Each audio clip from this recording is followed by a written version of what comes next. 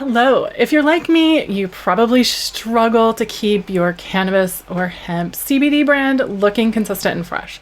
And who doesn't want their brand to stand out and represent who they are and who we are and what we do?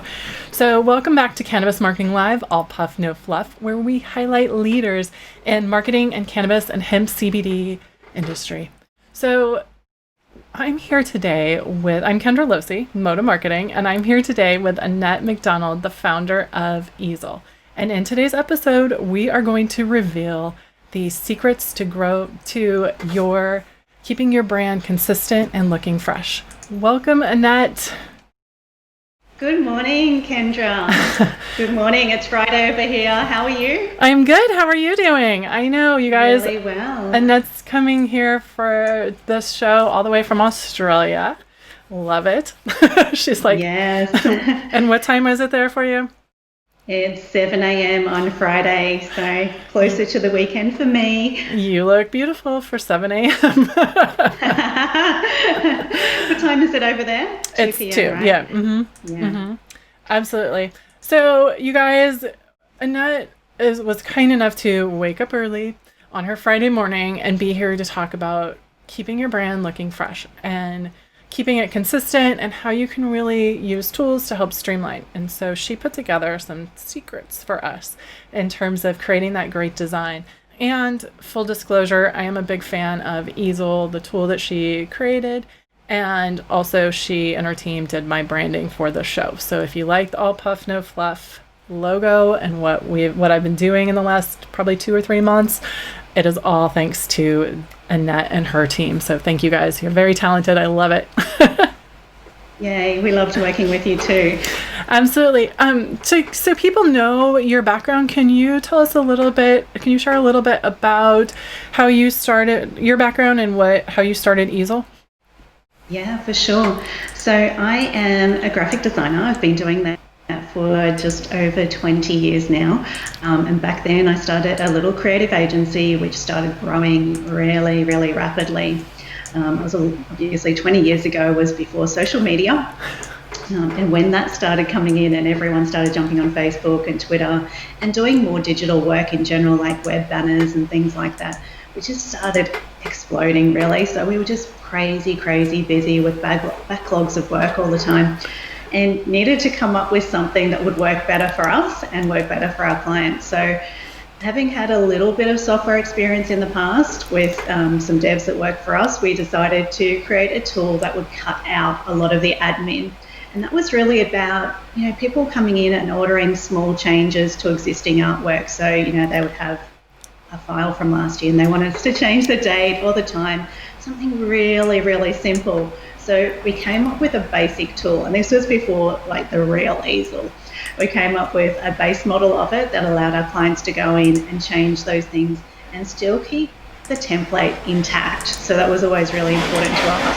And it just took off. So we decided to build it out properly into a product, and that is where Easil was born from. So we use that in our creative agency. We still do. I've still got that creative agency now, but Easil's a standalone product and around the globe now. I love it. And what I love about Easil is that it's, from a cannabis and hemp CBD standpoint, it's helpful because you guys have images and things that are relevant to our industry. Sorry, I apparently forgot to turn off everything. Rookie mistake.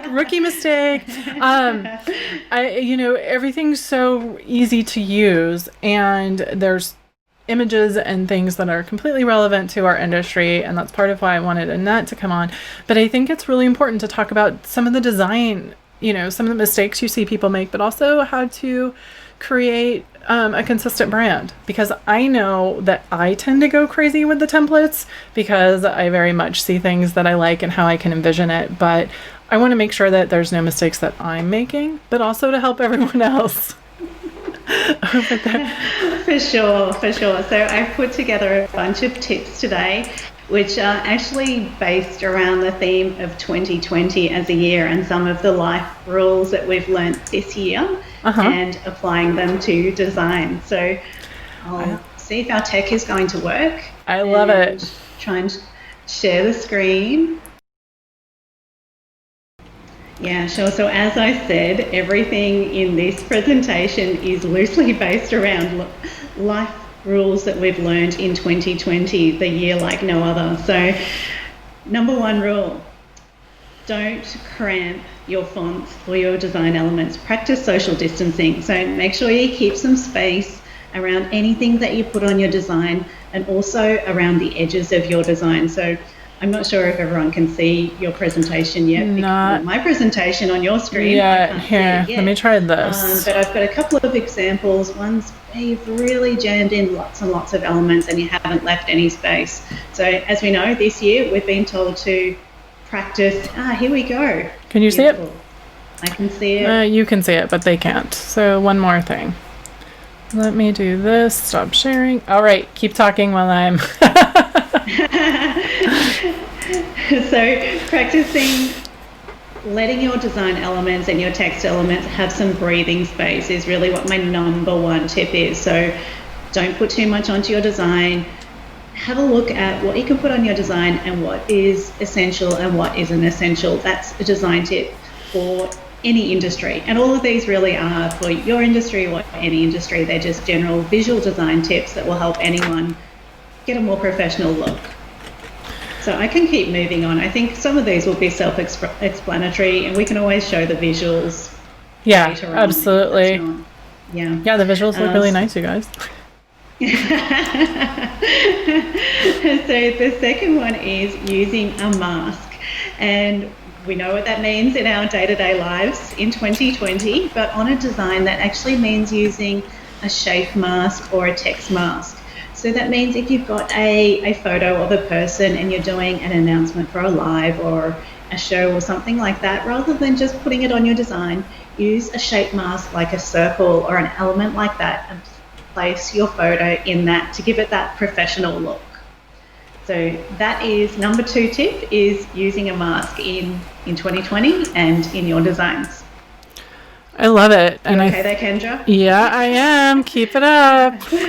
I got it. I think I just got it now. Hold on a minute. Let me see here.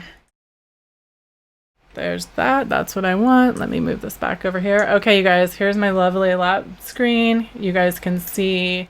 Okay, we've got the design tips up. Annette. Let me increase the size.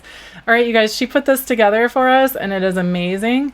I am going to... So we have the use a mask tip up right now. So okay, if great. You can, so this is the first one that she was just talking about creating space and practicing social distancing. Quickly go over that. I don't want to take up too much time, but the first example is obviously super cramped, which is not the way that we want to live as humans anymore or in our design. So keep that space around us and practice your social distancing for your design elements and your fonts. So that was number one. Scrolling down to the next one. Got it. We're on it. We've got it now. I actually see your screen, so I'm winging it with you here, Kendra. You've got it. We're on the right track. Okay. So the second one is using a mask, and that gives you an example of some of those shapes and elements that I'm talking about. So if you use a shape mask, it really lifts your designs up an extra level. And I've obviously used quite a few on this design, but you would normally just pick one shape. So you'd pick a circle or something like that. And it's a great way to easily drop in an image and fit it into any graphic that you're doing without it overtaking your design. So that was number two, using a shape mask. Love it. Number three is limit your gathering. So we're talking specifically about gathering fonts together here. So in any design that you use, we recommend using a maximum of 3 different fonts. Really, probably 2 is optimal, but using your fonts and making sure that that gathering of fonts is a good gathering. So checking on those, like my first example there, it's quite the ugly font selection, and the second one is one font family with different weights of fonts. So that's a really good way to keep a professional look as well by, not going overboard with your fonts on every graphic that you use. So moving along. Sorry, did you have a question, Kendra? No, I'm just watching what you're doing and making sure that. Cool. Yep. We've got this. Fly on through. Number 4 is working in isolation. So we've all done that a fair bit this year. But in your designs, that is talking about, again, space and removing backgrounds off your images. So if you've got an image of something that isn't adding to your design, take it off. Use a background remove tool, strip it off, and put that image in focus. So that's another, really easy design tip. That there's a before and after there, taking the background of a coffee cup and really putting that into focus in your design. Love it. So next one, moving along at number 5, is staying in your safe zone. So there's a couple of different things for that, for whether you're working on print or digital. Obviously digital is way more common these days, but it's keeping your design and your text away from the edges. So this is probably one of my pet peeves. Like, I see this quite a bit. People put things right up against the borders, and you'll find that if you move it away from those edges, it looks a lot better. It's coming back to that spacing as well, that you need a boundary or a border around any element, so they're not sitting right on the edge of your page, whether it's a print design or a web design, and making sure that you look at that stuff in full size when you're looking at it on your screen. And what I mean by full size is actual size, so not blowing it up to 400 or 500% and going, oh, that looks fabulous. And then when you shrink it down, your boundaries are actually quite small. So look at it full size at, the correct size. Well, and just on this one, for example, when you look at the Instagram feeds that are super bright and busy and then all the pictures blur into each other, like, this is a really good tip for when you're trying to design your Instagram feed to, just one example of why to keep this in mind. That's exactly right. That's a really good one. Once you're looking at your Instagram grid, if you've got text going right up to those edges, you might even end up with, something saying, something terrible that you don't want when you combine, when you mix them all together. It's cannabis will. Yeah, you don't want that. Absolutely. These are great tips so far. I love it. And you're getting some really good feedback as well from our pal Evie and Heidi.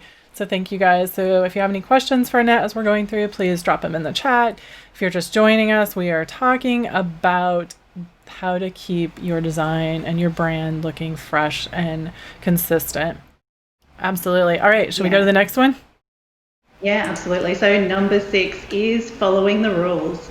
So that is all about setting up your brand kit. So popping in your brand colors, your fonts, your images, and of course your logos, and following those rules. So these days, you don't really have PDF guides created by a graphic designer and then try and, struggle with where does this go or where does that go.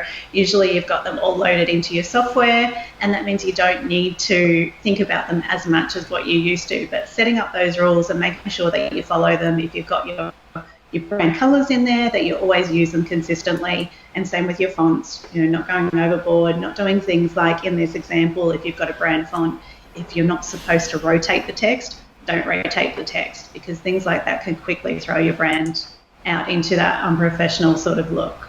And I think that's really important, because there's a lot of things that we see that we really like, and like, oh, I like that font, oh, that would look good for this, or oh, the template has this font, and as soon as, if you don't change it, all of a sudden you don't look the same. That's exactly right. I mean, rules are designed to be broken, and I don't think you can, you need to make sure in the first place that your brand kit has enough variation to be able to cope with those situations. And I think that's something that comes up a lot is, people might have 1 or 2 brand fonts and they're very rigid, and they don't allow for something with a bit of personality. So when you're getting your brand set up, it's really important to have something that's a little bit more lighthearted, or more of like a feature font that you can pull out if you want to have more of a personality, because if you don't have that, everything looks very corporate, and sometimes you need that lighthearted font. So that's about setting that up with your graphic designer in the first place, and then sticking with that font as well. Absolutely. And it really helps to have more than 1 or 2 fonts, because I have a couple of clients that only gave us 1 font, and like the condensed version of it and the wide version of it, and it's so boring after a while, because there's no diversity in terms of what they're doing. That's exactly right. And it starts to look like, if you're talking about social, sometimes it starts to look like ads. Yes. It conforms just that little bit too much. So you Yep. need to have something that's, a little bit more playful, a little bit more social. Yeah, So, absolutely. you definitely need to account for that in your brand kit. Absolutely. All right, let's go to the next one. Yeah, number 7. So still sticking with the theme of 2020, practicing safe sharing. Oh. So once you've got your brand set up, and this is for people that might be working with VAs or have a small team or even a large team, making sure that you only share with them and the correct assets. So, there's various ways that we can share now on Dropbox and, multiple applications out there where you can share your IP, and they're not protecting your brand. So making sure that you've got a way that you're still in control of your brand and your brand assets is really important as well. So safe sharing is only sharing with those people you can trust and in a method that you can control that as well. I love how you did this with giving it the theme of 2020, because if there's ever been a time where we're like, you can share, sharing's but not always good though, it's this year. And it fits, absolutely. There's so many times where I've seen people take, I used to work at a university, and there are a million, and I can say this because I'm a faculty person now, but people would take the logo and turn it inside out and create their own versions of it. And they would go insane with their extra creative ideas that were terrible and totally inconsistent. And I see it all the time in big organizations that if you don't have assets that you can share, people are going to create their own. And it is horrifying if you're trying to. It really can be horrifying. That's a perfect word for it. And people, you can be creative on your own brands, but really you protect your own. If people want to be creative, don't let them be creative on your brand. Let them do that on their own. It's totally true. For sure. And the other thing of that is, I just want to point this out, is that you might be getting tired of your brand, but other people are not. And so when you're living it and day in, day out and seeing it all the time, of course, I would never get tired of this one. People are, you're seeing it a lot more than people are. But when you see Nike, when you see all those big brands, they're not changing things because they're tired of it. They're keeping it consistent, keeping those fonts, keeping everything similar, where when you see it, you know what it is. And it's recognizable. That's exactly right. And I don't think you could think of any brand that you see out there that you're really getting sick of seeing, because it just doesn't happen. You don't get that much exposure, and we don't recall ads that well either, or visuals that well. So, right. When I'm teaching, people are not getting sick of it. Yeah, when I'm teaching, I talk about Coca-Cola, right? Like Coca-Cola's had the same brand look for 80 years, 90 years? With their specific look, possibly longer than that. And, they don't change their reds. They don't change their fonts, because you see it and you recognize it right away. So there's no reason why we, who are clearly not that old with those budgets, wouldn't be doing the same. Yeah. There's brands that come and do refreshes, like talking about cola brands. Pepsi has done recently, a rebrand, but it's still familiar to the old brand, and that's important too. So you can do a brand refresh, and you can then stay consistent again. That's the message, that once you've got your brand, stick to it and don't be changing it every month. So you can definitely do something every, I love it. 6 years. If it's going stale and if it's not designed properly, then definitely update it, but still stick to the rules once you've done that. I love it, and I love how all of this looks too in your presentation. All right. Oh, thank you. Should we jump to the next one? Okay, so coming up to number 8 is another one for when you're working with teams or VAs. So depending which side of the fence you sit on, whether you're the designer or the client, you should be asking for approval. So if there are design rules, working with a system where you're getting an approval is always helpful as well. So like in the year 2020, we have to ask to do a lot of things. So it's also applicable to design, and make sure you ask for approval if that's what you need to do in that organization. And I want to say that it's not, it's one thing like I make sure that my clients approve everything before they move forward, but it's also even in the organization, right? You might have someone on your team creating social media posts for you or creating design elements for you, and you want to make sure that you have that approval process in place so that way there's no surprises. That's exactly right. There are good surprises and there are not good surprises. So yeah, that's a pretty important part of the design piece as well. So the final one in this set is number 9, which is being prepared for further lockdown. So if you're using a system like Easil, there are actually restrictions and things like that you can place into your design. So a lot of organizations that are sharing with their teammates are putting restrictions in place. And if you don't adhere to the number 8 rule, which is asking for approval, then you might be struck with more restrictions and lockdowns. So, if you don't do all of those things from step 1 to 8, then be ready for further lockdown. So again, yeah, like they all coincidentally all fit into a 2020 sort of theme of oh my gosh, design tips that would rather move from real life into design tips. So amazing. Absolutely amazing. I love it. So, there's been a couple comments. Like I said, Evie's here and I know Annette's been extremely careful about making sure that we're not selling and promoting Easil, but I think that, the tips she put together can be used anywhere, no matter what tools you're using.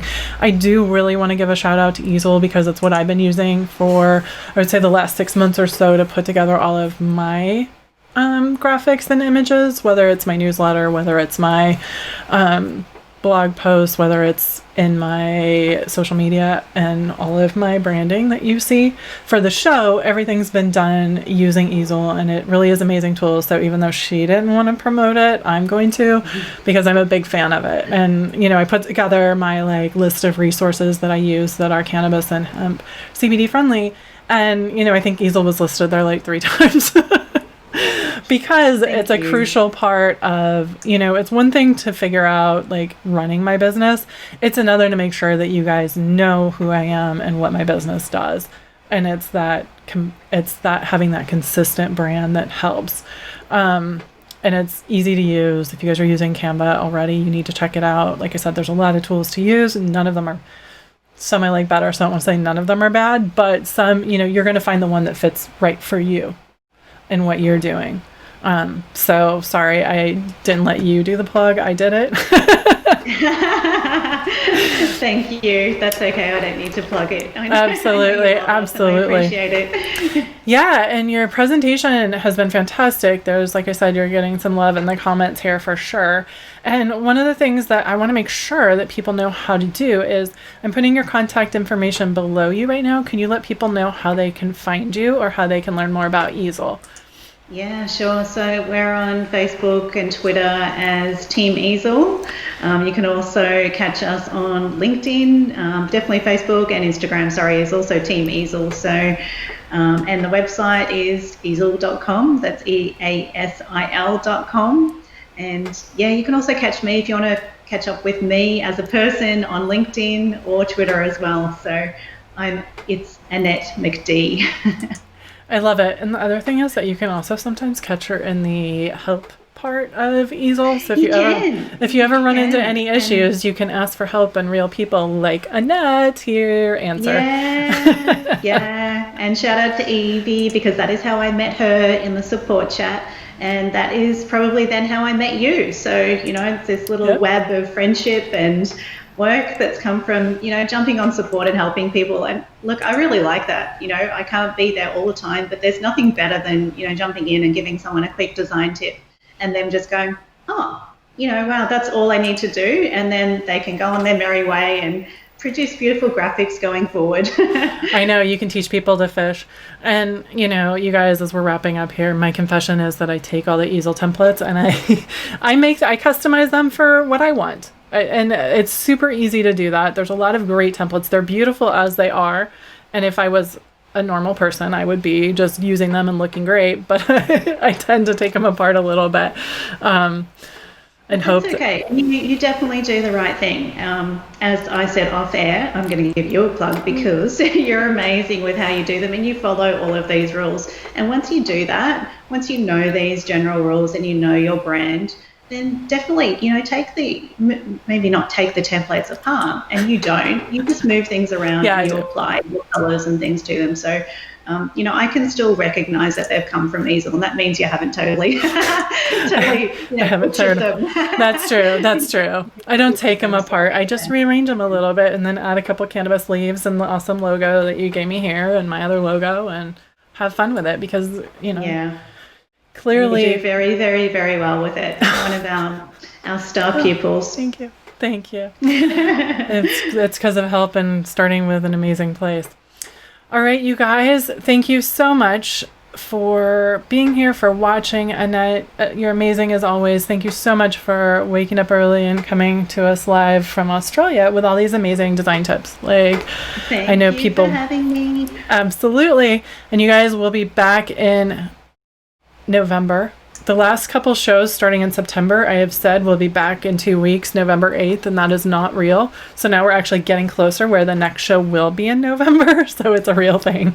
All right, you guys, take care. Thank you so much, Annette. And you guys, we'll see you soon. Bye. Bye.